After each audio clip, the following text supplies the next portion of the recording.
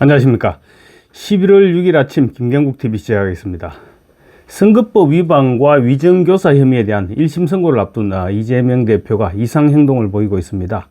위정교사 혐의 재판부인 서울중앙지법 형사 33부에 직접 작성한 피고인 진술서를 제출했습니다. 분량은 무려 A4 용지 16장 정도라고 합니다. 상당히 많은 분량이죠. 그런데 내용은 최후 진술과 크게 다를 바가 없었다고 합니다. 법조계에서는 그래서 매우 이례적인 행동이다, 이렇게 지적하고 있습니다. 이재명의 이런 행동을 놓고 쫄았다, 또 현타가 와서 머릿속으로 지금 온갖 시나리오들이 스쳐가는 것이다, 이런 여러 가지 분석들이 나오고 있습니다.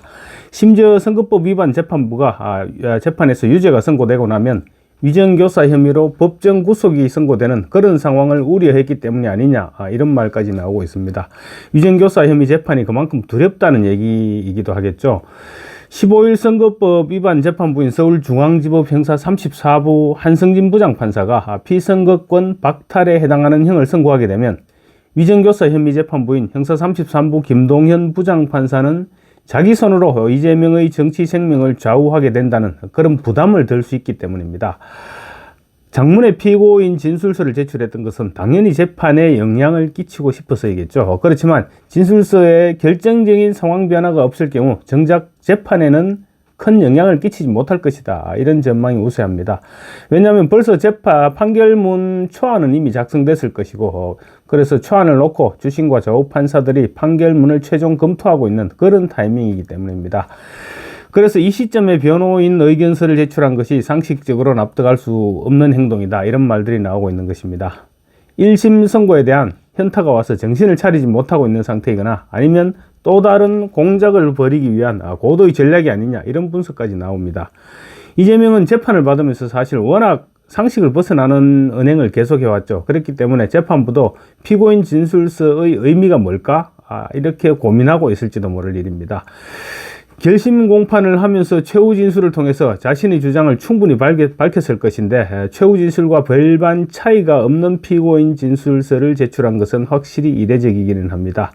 이재명이 직접 작성한 A4 용지 16장 분량의 진술서에는 검찰에 대한 비판, 그리고 자신의 무죄를 주장하는 내용이 담긴 것으로 전해지고 있습니다.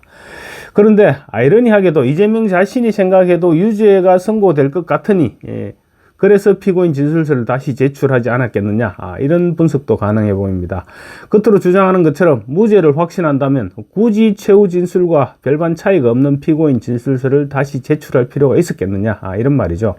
사실 이재명의 위정교사 혐의는 너무나 간단한 사안입니다. 증인도 몇 명 부르지 않았을 정도로 그런 사건이죠. 위정교사를 부탁받고 법정에서 위정을 했던 위정 피고인 김진성 씨는 이미 법정에서 자백을 했습니다. 또 이재명이 위정을 부탁하는 통화 녹취는 전 국민이 모두 들었습니다. 이재명 자신은 아무리 무죄라고 강변을 해도 법정에서는 받아들여지기 힘든 그런 상황입니다. 심지어 이재명의 구속영장을 기각시켰던 유창훈 부장판사도 위정교사에 대해서만큼은 혐의가 인정된다, 이렇게 밝혔었죠. 이재명이 다시 제출한 피고인 진술서와 관련해서 검찰 관계자는 흔치 않는 일이지만 그동안 재판에서 주장했던 내용과 크게 다르지 않다고 했습니다. 그러니까 자신에게 새로운 단서나 증거 이런 것들이 생겨서가 아니라 기존의 주장을 반복하기 위해서 보나마나한 진술서를 제출했던 것입니다. 바꿔 말하면 위정교사 혐의 재판이 그만큼 두렵다, 이런 얘기겠죠. 자신이 생각할 때도 재판부가 유죄를 선고할 수밖에 없을 것으로 판단하고 있을지도 모르겠습니다. 검찰은 지난 9월 30일 결심 공판에서 이 대표에게 징역 3년을 구형했습니다. 위정범죄 관련 대법원의 양형 기준상 최대 형량입니다. 이재명은 위정교사 혐의에서 최종적으로 금고형 이상의 형을 선고받으면 정치 생명이 끝나게 되죠. 그런데 지금 1심에서 실형을 선고할 가능성도 상당합니다. 가능성이 높지는 않지만 경우에 따라서는 법정 구속을 선고할 가능성도 배제할 수는 없어 보입니다. 통계상 위정교사범은 40%가 법정 구속됐기 때문입니다. 이재명의 위정교사 혐의는 증거와 정인이 완벽하기도 합니다. 무죄를 선고할 수가 없는 그런 사건입니다. 또 본인이 반성은 고사하고 인정조차 하지 않고 있기 때문에 형을 감경시켜 줄 요인도 없습니다. 이재명 본인은 김진성 씨에게 아는 대로 기억나는 대로 이렇게 정언해 달라고 부탁했다고 하지만 그런 말은 위정교사범의 교범이라고 합니다. 거짓말 해달라고 부탁하는 사람을 찾아보기는 어렵다는 것이죠. 그렇다면 이재명이 생각하는 최악의 시나리오는 어떤 것일까요? 선거법 위반 1심 선고가 징역형에 집행유예 또는 벌금 500만 원에서 1000만 원, 하여튼 굉장히 중형이 선고되고 그렇게 되면 항소심에서 피선거권을 유지할 수 있는 벌금 100만 원 미만이 선고되기는 사실상 불가능해집니다. 선거법 위반 재판 1심에서 중형이 선고되면 당내 의원들은 물론이고 지지자들 그리고 일반 국민들까지 이재명은 회복 불능이다, 이런 분위기에 접어들게 되겠죠. 그렇게 되면 당내 장악력도 급속하게 떨어지게 될 것입니다. 그런 상황에서 만약 위정교사 혐의에 대한 재판부가 법정 구속을 선고하고 국회 체포 동의안을 넘긴다면 어떻게 될까요?